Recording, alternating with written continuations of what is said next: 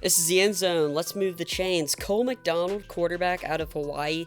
He was recently cut by the Tennessee Titans. He's been a player that I've mentioned multiple times in past videos about the XFL targeting as a possible quarterback. And that run and shoot offense could kind of remind you of PJ Walker. Not really necessarily his playing style, but a run and shoot quarterback. They're very exciting. You know, they have a lot of big numbers. They make some big plays.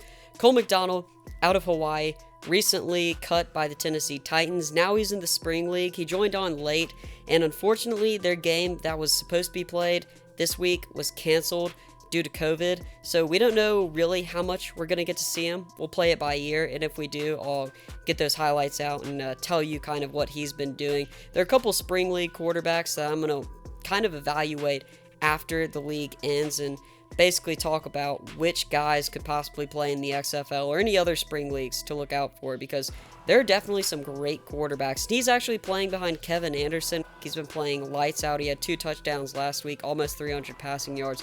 But Cole McDonald, a little bit about him.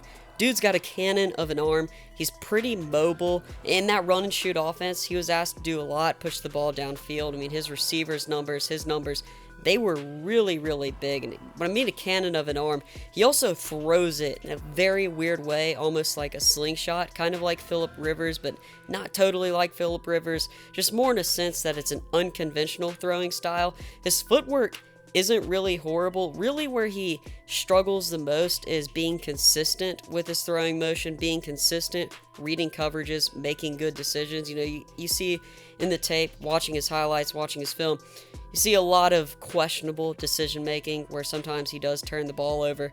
But the dude really has a lot to work on, which is why I think he'd be a great prospect for the XFL, because there is a lot that he's very good at. Like I said, really big arm, pretty mobile.